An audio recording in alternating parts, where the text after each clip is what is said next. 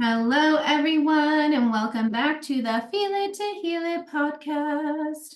I am so excited for today's topic. We are going to be talking about what is dysregulation and how do we heal it.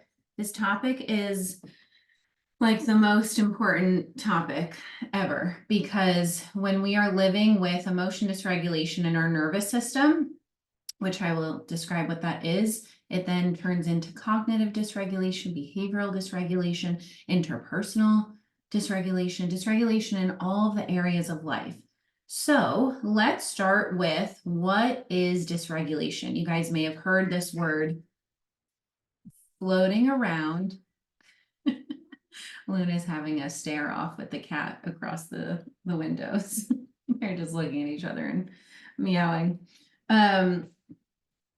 Let me take off these. Okay. So you may have heard dysregulation in the nervous system healing world, right? But maybe you don't know exactly what that is, or maybe you do. But either way, in the simplest of terms, dysregulation means you do not feel safe to feel your feelings. That's all it means. So when our nervous systems do not feel safe to feel feelings, when those said feelings then come up, our nervous system goes into survival mode and sends signals to our brains of like, alarm, alarm, danger, danger, this fear is here, this shame is here, this pain is here, this sadness is here, and that does not feel safe. So my favorite analogy is if you guys have seen the movie Inside Out, where they have all of the different emotions like on the little table and they're monitoring all the emotions, like that's how it is. It's like if the nervous system had its own little board like that and was like, danger, fear has entered the body, and it registers it as a threat. And it will do anything in its power to avoid feeling this emotion. Now, why does it register it as a threat? I'm so glad you asked. Because when we were in childhood, we were not properly attuned to. So what does that mean? Luna is just right here. Let me just move her over. Okay, there we go. When we were in childhood, we were not attuned to, which means that our parents, our caregivers, our adults in our lives did not know how to hold emotion because they probably have yet to hold their own emotion. So when child feels scared, when child feels sad, when child feels upset, the parent just wants to make it better, right? Because that mama bear, that papa bear mode kicks in and is like, oh my God, my child's not okay. I need to make sure that they're okay. And so they'll do anything to help the child feel better, which comes with beautiful intentions, right? But it doesn't always teach the child how to actually feel their emotions. It teaches them how to get rid of the emotion or avoid the emotion or distract from the emotion. Or maybe you grew up in a family where all emotions were just swept under the rug. Maybe there wasn't even acknowledgement of your emotion, or maybe the acknowledgement was stop crying. It's not a big deal. You know, why do you feel that way? That doesn't make sense. Like invalidation. I have a huge validation wound from childhood where my emotions were not properly validated. So I learned that it wasn't safe to feel my feelings. I learned that my feelings didn't make sense, even though they did make sense. But that was based on my parents' nervous systems and their own projections of their trauma and their own validation wounds, right? So when we are children and our bodies learn it's not safe to feel this emotion, because if I feel it, mom's going to be upset, dad's going to be upset, no one's going to understand, I'm not going to feel seen, I'm going to just feel invisible, whatever it is, we then choose attachment over authenticity. Now, this is a concept from Dr. Gabor Mate, and it's all about how when we experience authentic emotion, and our attachment figures, who are usually our parents, our caregivers, whoever is raising us, when they're not, able to be with that emotion, we then have to choose our attachment figure over that authentic experience. And this doesn't just apply to emotions, this applies to anything, right? Let's say you're a kid and you want to play soccer, but your parents really want you to be a ballerina. So they send you to dance class, but your authentic self desires soccer. And so then you have to choose the ballet school because your parents are in charge of you when you're little, right? They dictate what you do. So if you're a parent listening to this, it's so important to allow your child to actually just express authentically their feelings, their desires, their interests. And I'm witnessing this happen with my sister and my niece and nephew. She has twins, and they've been so into scootering lately. Now, if my sister was not okay with the scootering, maybe she would say, no, you should just walk instead. But she, of course, keeps them safe, but does it in a really empowering way where it's building their confidence. It's like, yeah, you're so good at the scootering. Let's have fun. Let's play. It's like allowing them to just be without putting these restraints on them, obviously, while keeping them safe and being the leader, right? Being the adult. So we experience this in childhood. Fast forward all of those emotions that were not held, not seen, not witnessed, not attuned to. Now, love is different than attunement. Our parents can love us and have no idea how to attune to us. Very different. Attunement just means parent is in tune with the child's emotion. I see you're upset. I'm here with you in that sadness. I'm here to witness it. I'm here to see you in it. I'm here to let you know that that sadness is okay to be here. It's okay. It makes sense, right? And then teaching the child how to self-regulate. So the whole point of regulation is to feel safe around emotions. People think regulation is to get rid of the emotion, right? I'm going to take deep breaths so that I cannot feel this fear anymore. Now, yes, taking 10 deep breaths will allow you to move the fear through, but the goal is not to get rid of the emotion. The goal is to show your nervous system it is safe to feel the emotion. Two very different things. So that's why when I was in the therapy world and I was teaching my clients coping skills, those were great because they help the client get through the emotion, but oftentimes they very sneakily was just putting a band-aid on it. It was like, oh, you feel sad. Okay, go distract yourself. But that's avoiding the emotion. And that's literally what I taught them because that's what I was trained as a therapist. That shows you a lot about what's missing in the therapy education world. So, and again, I didn't even learn about attunement or childhood attachment styles in grad school, which again, red flag for the world we live in. Anyway, so that's another story. So the point is that we can use coping skills to help us feel regulated in our nervous systems, but we have to make sure that we're actually getting to the root and not just putting a band-aid over it, right? Like I literally see accounts on here where it's like, you feel sad? Okay, go watch a movie. It's like, no, that's avoiding the emotion. You're not actually learning how to be with the emotion, feel the emotion. If every single human on this earth learned how to feel their emotion and feel safe to be with their emotions, wars would not exist. Violence would not exist.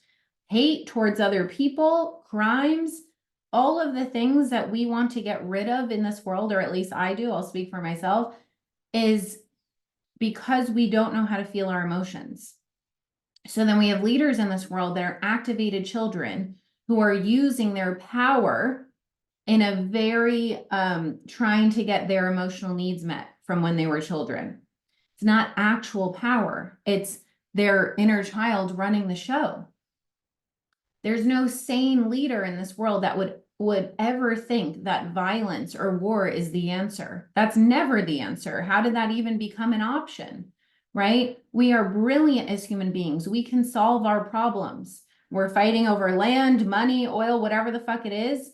First of all, that shows how much this world is in scarcity, that they believe we have to kill each other to actually have something when there's more than enough for everyone. And number two, it shows that we don't actually prioritize human lives because our hearts are closed.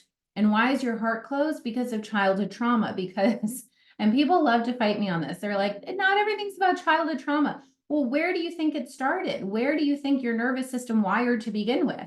You didn't just fall out of the sky like this. No, you literally were born in the womb and your nervous system started wiring in the womb. So your mom's trauma, your grandma's trauma, your ancestors' trauma, that all wires in the womb, right? That's our DNA, that's our genetics. People love to blame genetics. Okay, where do you think genetics come from? Genetics are created from trauma, from how our nervous system is wired. And we have the ability to change our genetics. So if anyone has told you you can't heal your anxiety or your IBS or your cancer because of genetics, That's a load of bullshit. You can change your genetics. Nothing is fixed and permanent. Nothing. Every gene that's turned on in a certain way, epigenetics is based on your environment, is based on your wiring, is based on your trauma, is based on your body going into survival mode or not going into survival mode. And for all of us, we had our nervous systems wired in survival mode. So fast forward as adults, we then are operating with the stored emotion from childhood that never got released, processed, witnessed, seen.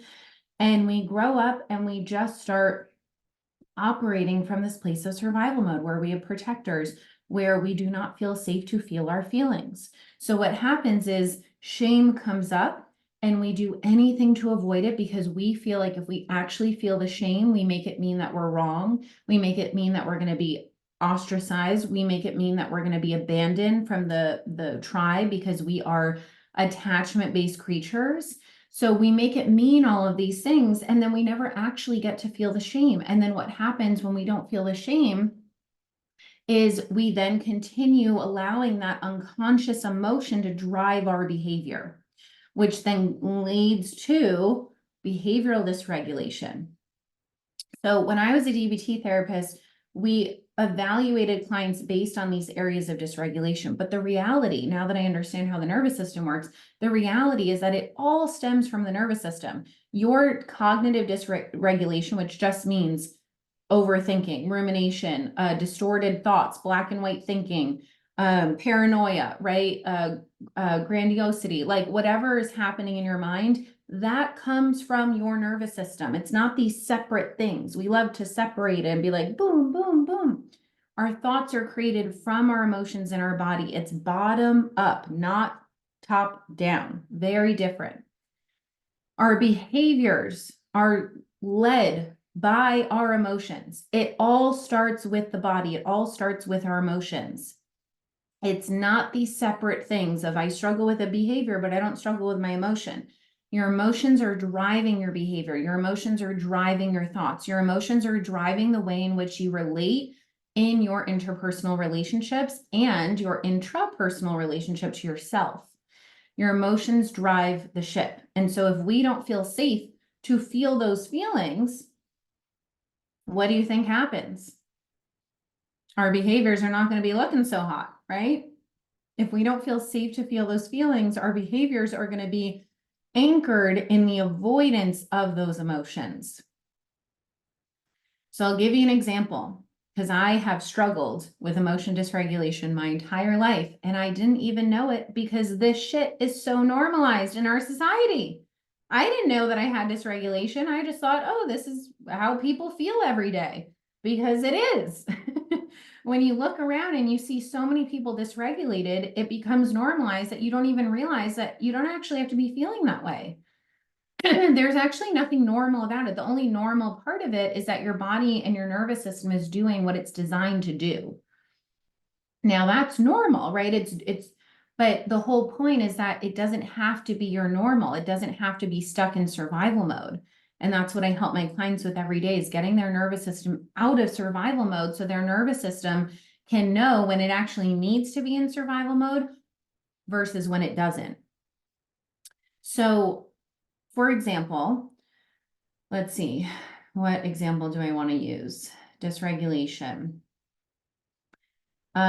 Yesterday, 2 days ago, and 2 days ago, my validation wound was triggered.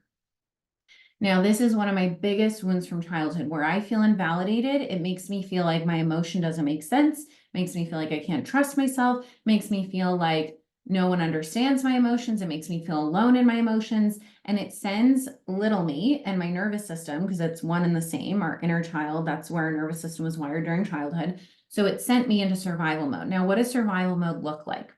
My thoughts were racing. I had rumination. I was trying to like figure out, like my feelings, my thoughts, my experience in my head. I felt a lot of fear in my body. So this restless feeling of like I needed to move and I needed to breathe and I needed to cry. And it was just a lot of fear. And what is the underlying emotional need that isn't being met in that moment is validation. It's just, oh, no, I understand how you're feeling, right? Like your feelings do make sense. Now, I've done a lot of work on being able to give that to myself, but every once in a while, my validation wound gets so strong because for those that have been following me for a while know that I have suffered from BPD symptoms, which is like an extreme fear of abandonment. I have a very big abandonment wound as a result of being very sick as a child, as a result of anxious attachment with my mom, who also had BPD symptoms, as a result of a lot of perceived abandonment. The list goes on and on. I always said I had an amazing childhood, but I don't know where that narrative came from because I actually had a pretty traumatic childhood. But regardless of big T trauma, we all have relational trauma from childhood, literally all of us. Now, it's interesting because people used to view my childhood as more traumatic because of that big T trauma, which yes, I did have big T trauma, but regardless, we all have childhood trauma, literally all of us. Trauma could be stored in your body as simple as your parent not making eye contact with you, or your parents not responding to you, right? It's like these simple things. It's like the analogy that my mentor uses, like a million little paper cuts. That's what relational trauma is. So I had all this fear in my body, tried to give myself that validation, but I really needed that co-regulation. So I reached out to my mentor, I reached out to my mastermind ladies, and I said, I'm feeling this dysregulation. I'm feeling scared. I need co-regulation. And they were able to just be there with me in the fear and continue to help me feel safe. And the powerful thing about this is even before they responded, I had gotten myself back to regulation. And it was the most powerful feeling in the world because I would have never, ever been able to do that like a million years ago, like, or not even a million years, for a million years, like even like a year ago, I would not have been able to do that.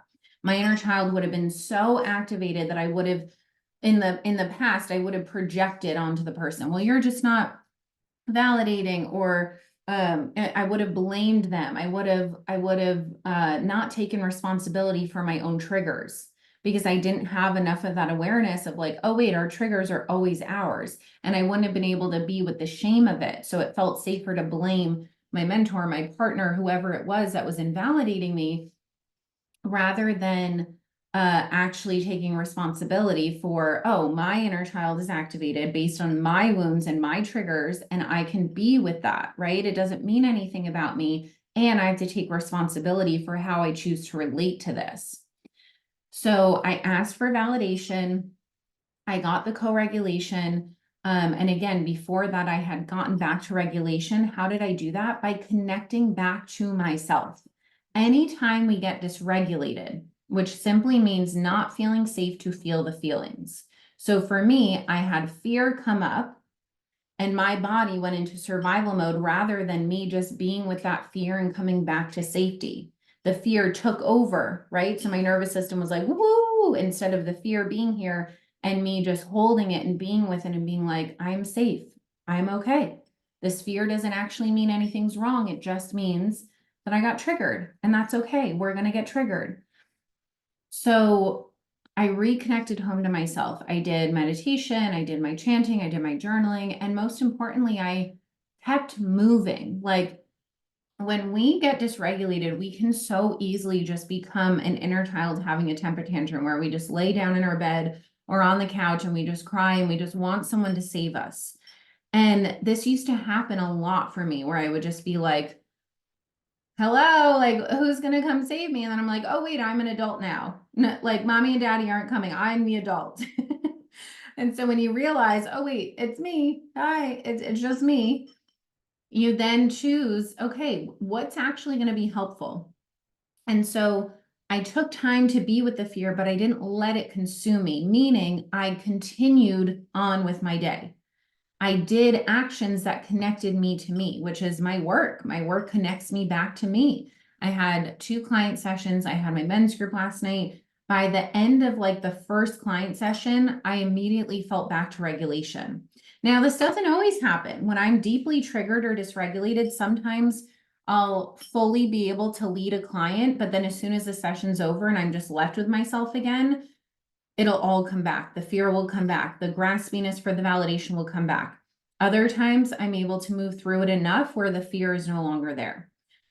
So dysregulation can feel like this outer body experience where the way in which you would normally hear things, the way in which you would normally look at things, the way in which you would normally think about things, it's like it's blurred with this like blurry it's almost like you put these blurry glasses on, and it makes you see the thing from a very heightened, sensitive, reactive place. Because the message that triggered me, when I hear that back, let's say today when I'm feeling grounded, I don't feel anything. But because my nervous system has been in a very sensitive place lately with a lot of shedding I've been doing and changes and deepening my own secure attachment with myself and going through a lot of loss, my nervous system is a little bit more hypervigilant of like, oh, did this person just invalidate me? Oh, did this person just say this? Da, da, da. Right? It's like the alarms are a little bit more activated when they don't need to be, but given everything that I've been going through, it also makes sense because that's what it's designed to do. And I have to outsmart it by being like, nervous system, I know we're going through a lot. I know that you want to keep me safe, but we are safe to go through these changes. We are safe to go through the loss. We are safe to go through the shedding. We are safe to literally shed this old version of ourselves. And the thing is that I had healed this validation wound pretty completely when I was doing one-on-one with my mentor. But since I had stopped one-on-one with my mentor and had taken some time off, because that was part of the shedding of really me like flying out of the nest and like flying solo for a little bit and integrating everything. And also financially, I was not at a point where I could continue because my business had deaths and rebirths and deaths and rebirths. And part of that was like, you're going to have to fly solo for a little bit. So it's like, and this is what I told my group yesterday was, it's like I had healed it within a safe relational healing container. Now the universe is like, you're ready for the next deepest level, which is you releasing this and healing this dysregulation on the deepest core level, just you, just with yourself. Now I still have support. I still have the group. I still have my mentor in the group. I just don't have that daily one-on-one support anymore for the first time in 2.5 years. So it's a really big adjustment. And my nervous system is very like, is everything okay? You know, because when we have a mentor to anchor us back home to ourselves, and then we don't have that anchor anymore, we have to learn to become our own anchors. Now, the only way I would now be in a position where the universe would think I'm ready for this level of anchoring to myself is because I had 2.5 years of having someone be my anchor home to myself. We need that to learn how to. Co-regulation leads to self-regulation.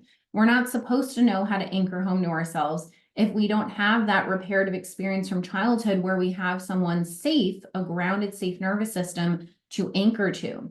So that's how I work with my clients is I become their anchor to guide them home to themselves so that after a while they know how to do that on their own. And it's the most beautiful, reparative, powerful experience. But anyway, dysregulation can feel like this outer body experience because you're just trying to feel safe. You're just trying to figure out like, am I actually okay? And it's terrifying. It can feel so scary. It can feel so disconnecting. And all it means is that you are disconnected from yourself. You are disconnected from your core, authentic, grounded self. Because at the end of the day, my authentic self is a very grounded person. I'm actually one of the most grounded people. I have double Capricorn. I am meant to be a grounded person. But I also am a very emotional person, meaning in human design, I'm an emotional authority. So I have big highs, I have big lows, and I've had to learn how to ride the waves of those so the waves don't take me out, but rather I can come back to grounding. So I have been my own biggest case study when it comes to this and studying how dysregulation works and studying how these symptoms show up. And because of that, I'm able to guide my clients in learning how to heal dysregulation. So the first step is to identify where dysregulation shows up for you. So again, for me, it shows up with feeling invalidated, then fear takes over, And then I get really scared. I get really graspy for validation, and I get very stuck in my head. And then maybe to avoid that, I would engage in addictive behaviors like numbing out with TV or food or distractions with men. And so this is really the first time where I'm not enmeshed with anyone and I'm not engaging. I was engaging in the addictive behavior. I had a huge relapse with that. And now it's like the first time since all these changes happened that I'm just being radically honest of like, oh yeah, I'm fucking scared. Because what happened was my body went into survival mode during the beginning of losing like 3, 4 people at once, like just a lot of changes at once. And what happened was my body went into this hyper independence mode of just like amping myself up, like, you got this. And my ego became inflated of like, you got this, you got this, you got this. And I wasn't being honest with how fucking terrified I was. And so now, and because of that lack of honesty, I then engaged in addictive behaviors and I was running away from myself. And now I'm finally at a point, which is like March, April, May, about 3 months later, we finally have landed. And this is why I teach you guys these things, because I'm like, let me save you time. It did not need to take me 3 months. I could have just chosen to be honest with myself from day one. I could have chosen to reach out for support. I could have chosen to not engage in my addictive behaviors, and that would have saved me 3 months of suffering. So please learn from my mistakes and let me save you time, because that's literally what I'm here to do. Like, you don't have to do it the way I did it. I want to save you time. I went through it first so that I could save you time. So now 3 months later, I'm finally landing in just this radical honesty, not engaging in the addictions. And I'm just allowing myself to receive support and not thinking that I need to like get through all this alone, because I don't. That's so silly. We're not supposed to. So the first step is looking at, where does it show up for you? So what addictive behaviors do you engage in? What happens in your mind? What happens when you actually have an emotion come up of fear? Do you then go to rumination? Do you go to scrolling? Do you go to asking 20 people for their opinions? Like, how does it show up for you? The next step is making sure that you have that safe, grounded nervous system to attune to you in those moments to guide you back. Because you have to remember, in those moments of dysregulation, your inner child is looking for safety. And until you build that safety in yourself, you need a safe, grounded nervous system to guide you, like, woo, guide you home to you. So that is the beautiful part about relational healing. So if you are looking for a mentor, I have one-on-one spots open, you can reach out. But even if you're not in a place to invest in a mentor, maybe it's just someone that can be with you in the motion. Now, this part's very tricky because oftentimes our friends want to validate the bullshit narratives that go on in our head. Like, let's say we're going through a breakup and the friend's like, yeah, he's an asshole. Like, the friend is not going to necessarily be like, let's look at what's happening for you. Right. And that's the beautiful part about mentorship, is it mirrors what's happening for you. It's not, oh, let's blame him or someone else. It's, let's take radical responsibility of our life, because if not, then we're left with our safety being dependent on something or someone else. And that doesn't feel good. There's nothing powerful about that. So finding that safe, grounded nervous system to just be with you in the emotion. And the more that you can allow yourself to slow down and feel the sensation of the emotion in your body and allow yourself to feel it, allow yourself to move through it in your body. Like, the sensation is going to start here, and then it might move to your stomach, and then it might move, and it just releases through the softening, through your breath. It releases through, hi, honey. You're very needy, I know. Luna's very needy. She got home from surgery. She had a bladder stone, and now she's feeling so much better. And now she just wants to hang out with me all the time. It's very cute. Okay, so we look at where it shows up for you. We have that safe, grounded nervous system to attune to. We practice feeling it in the body, showing your nervous system it is safe to be felt. And we practice not engaging in the addictive behaviors, which is what I'm doing. We're really practicing that.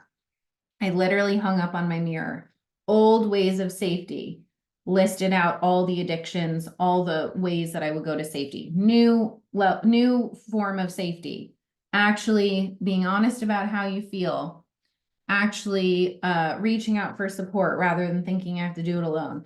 Actually just being honest with myself, right? And taking care of myself. Oh my God. Okay. So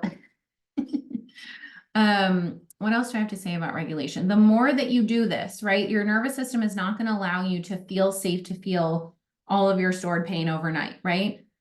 And again, our nervous system won't allow for us to do it alone. We need that safe grounded nervous system, or else our nervous system will not feel safe.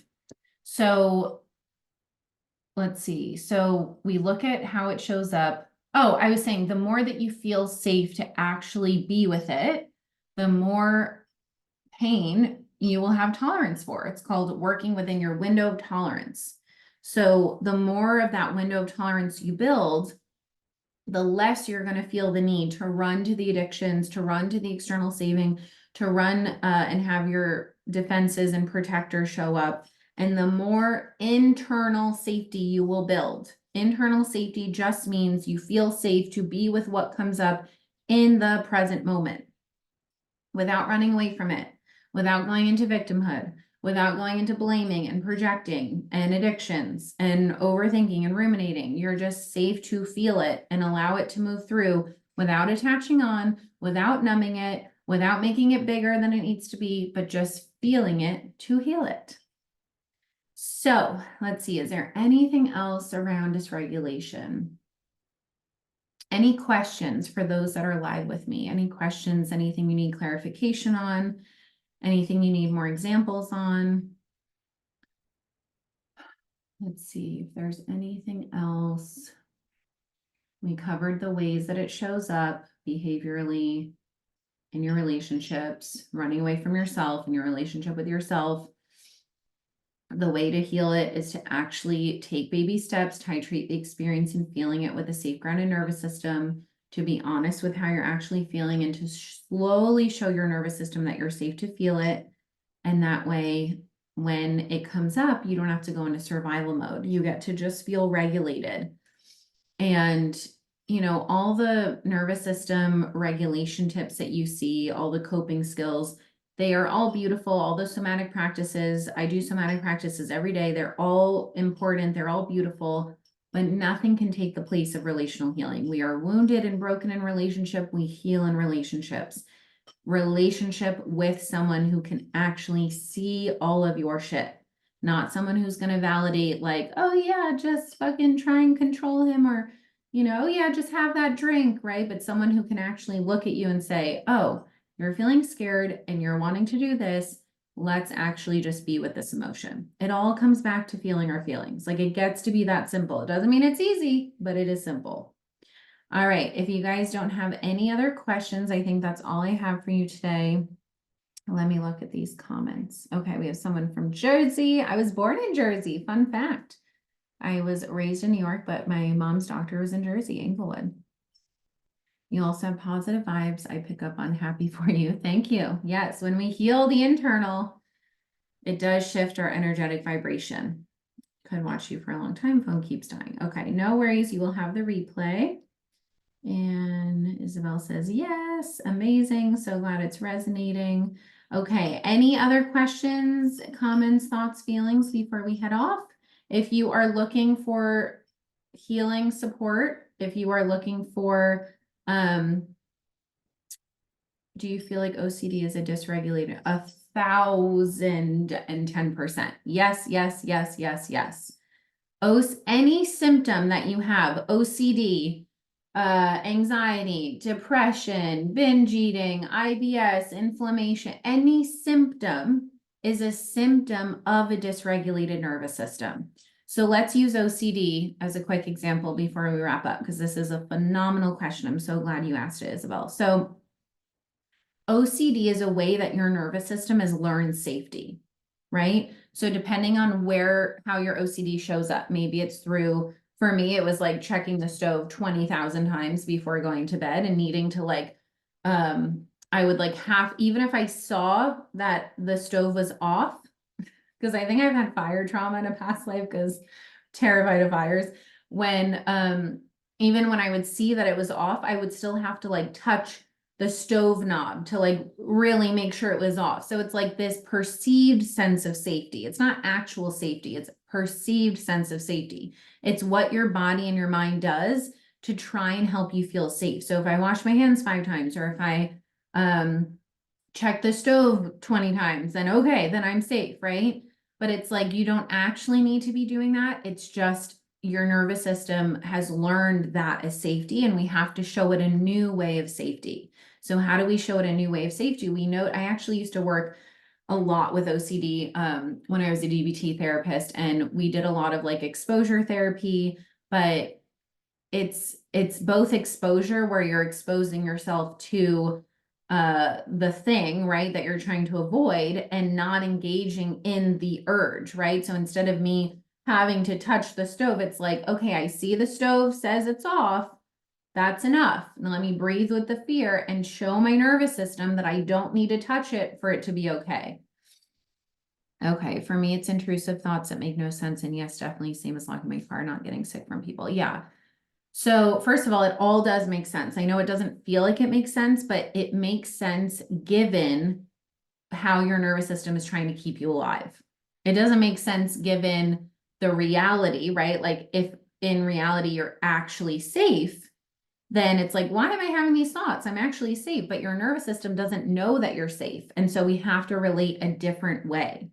So intrusive thoughts, I would have so many of those too. Like I've had all the symptoms, guys. This is why I do what I do, because I get it. Like I know what it's like to feel those intrusive thoughts, those OCD symptoms. Like I get it. Like I was the queen of emotion dysregulation. Like BBD is an emotion dysregulation disorder. I worked at a DBT center where we treated emotion dysregulation disorders. Like, but then when I left that job and started this healing method, I'm like, it all comes back to emotion dysregulation. We try and separate these symptoms, and it's like, it all comes back to a dysregulated nervous system.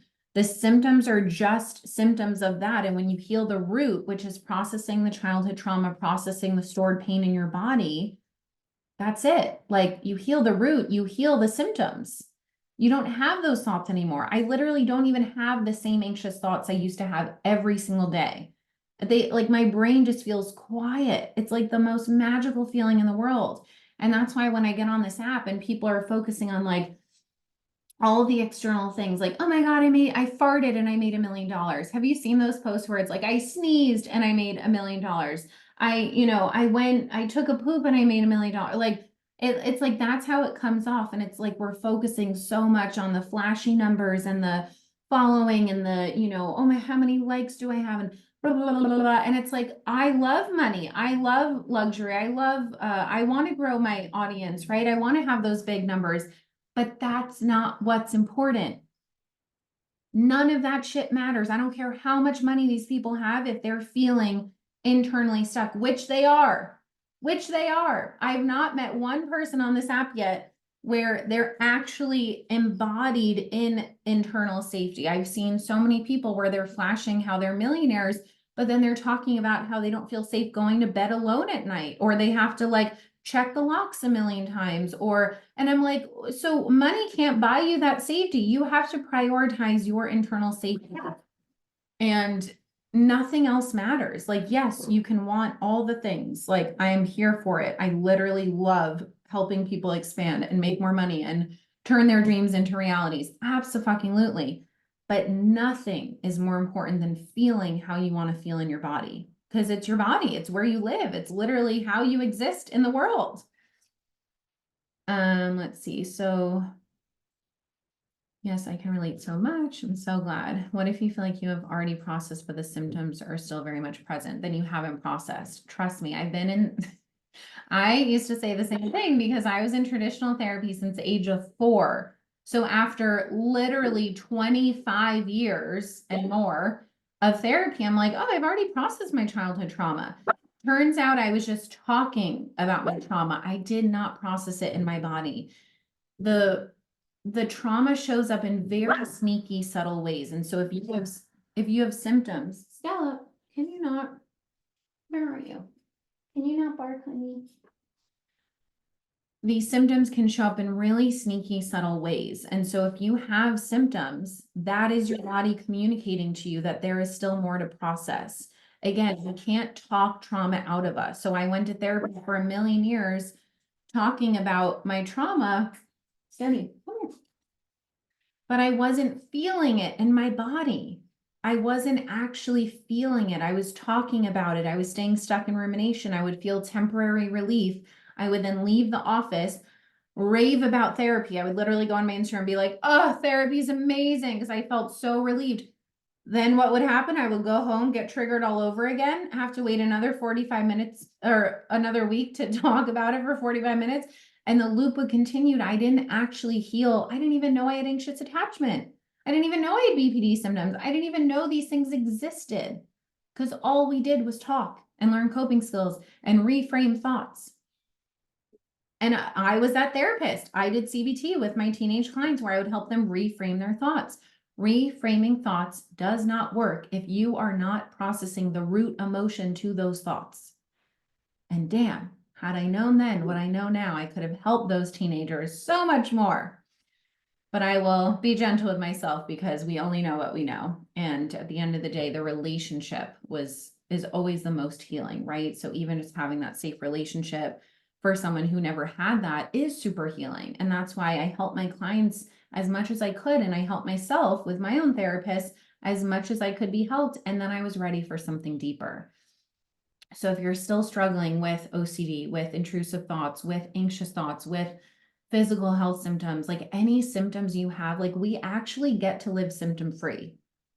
There have been times in my life after doing this healing work that I literally didn't have symptoms, and my work was to then feel safe to be okay because I always got attention for not being okay. So then actually being okay felt kind of scary. I was like, wait, I have nothing left to process.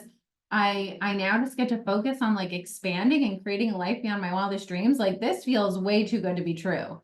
But it was true. I healed my relationship with sickness. I healed I've been actively healing my relationship with money. Like, yes, these things are a process, but it's like when they show up, I already know where they come from. I know how to tend to that root. We have to get to the root. You've seen it. Yeah. We all know those reels. It's like, I sneezed and just $500,000 came out of my ass. Like, and yes, I believe money gets to flow with ease. Again, I'm not shitting any of that. I totally believe in it, but it's bypassing doing the very important internal work. So we have to keep it real on like what it actually takes for that to happen. I've been in therapy for 3 years maybe, and I thought we already talked about everything. Yeah, because we can't talk trauma out of the body. Trust me, I've tried. I talked for fucking 25 years and I was so dysregulated. Trauma is stored in the body. We can't talk it out of us. We have to feel it and process it somatically. Therapy had helped me so much. I just wanted to be in this space. I wanted to help people just like this. So at times I'm grateful for the pain. Absolutely. Yeah. Therapy is helpful. Like, I'm not saying it's not helpful, but think about when you're think about it in terms of school, right? You go to middle school and then you go to high school and then you go to college. College is great, right? Like you learn a lot, you have a lot of great experiences. I just had my 10-year college reunion. It was like the best 4 years of my life. I love college. But it only took me to a certain extent. If I wanted to go beyond that, I had to go to grad school, which is what I did. Now, after grad school, I was like, my supervisor was like, oh, you should go get your PhD. I'm like, no, I'm done. Like, I'm done. Right now, I'm ready to just expand. So therapy is absolutely helpful. There's nothing unhelpful. No, I shouldn't say that. There's actually a lot unhelpful about it. That I will not say. I will say that it is helpful to a certain extent, but it is missing a lot, like a lot. And the reason why I love this modality so much is that it's not a once a week thing. I do life with my clients every day, Monday through Friday. I'm co-regulating with them. I'm helping them feel safe to be with what comes up in life. I'm giving them that reparative attachment experience from childhood. And that's what we need. We need someone, we need that safe grounded nervous system with us to be with the pain, to be with the intrusive thoughts, to actually allow it to shift. We first need to accept and witness and see before shift. Acceptance always before change. So yes, therapy absolutely can serve a role. It is a beautiful starting out place. I actually prefer working with people who have already done some level of therapy, healing, psychedelic, like some level of healing, because this is like the PhD. This is beyond PhD. This is like the highest level. This is becoming self-actualized. This is like yesterday in the men's group, we had module 8, which is all about abundance and power, personal power and alignment. And one of the guys says, oh, so we did all the nervous system stuff. We did all the inner child stuff. We did all the addictions and all that stuff. But now we get to the juicy. I was like, this is the juicy stuff. This is like the expansion stuff. Like, you're ready for it now. And he was like, so this is like the enlightenment part. And I was like, yeah, pretty much. Like, if you want to become enlightened, this is the healing method for you. So I can definitely see what you're saying. I actually learned so much more from information like this than I have in therapy. It was helpful at the moment, but I knew I definitely needed more. Absolutely. I had a girl in my Come Home to Yourself group who had been in therapy for years, and the group was 4 months. And she said, I have shifted more in these 4 months than I have in years of therapy. And that's literally what happens, because we get to the root. We don't waste time talking. We get you in your body. We feel what needs to be healed. We shift what needs to be shifted, and we build that internal safety. And you walk out of literally just one session. I had a couple clients ask me, how long does it take to see results? I said, 1 session. You're going to want to do more than 1 session, but you will feel a difference after 1 session. People feel a difference after a free discovery call with me, because when you're actually processing the pain, you walk away feeling lighter, more connected to yourself, more grounded, because you're not staying stuck in your head talking. So this is like the PhD beyond level of healing, where we're bridging the somatics, the talk therapy, the attachment wound, the subtle energy, the spirituality, the psychology. Like, it bridges it all together. So we're looking at your addictive behaviors, your protectors like control, perfectionism, judgment. We're looking at the ways in which you relate to yourself in the world. And through a relational container, through that daily co-regulation, we get to reparent little you and build secure attachment. And those symptoms get to dissipate. Oh, it's just amazing. Like, it's changed my own life more than I can even explain. And it's changed my clients' lives. So I'm just so grateful to be able to share it with you guys as well.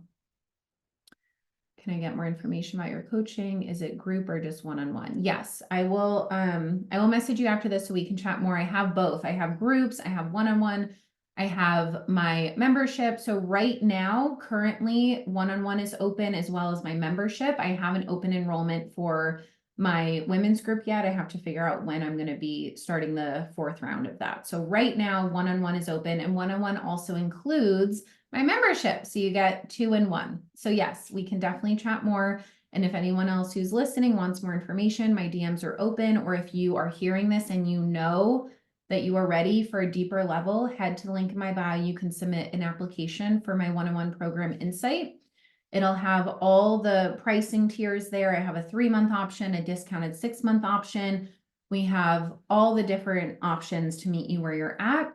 So you can fill out an application. Once you fill an application, I will contact you to set up a free discovery call. We'll chat. We'll see if it's a fuck yes for both of us, because it has to be in alignment.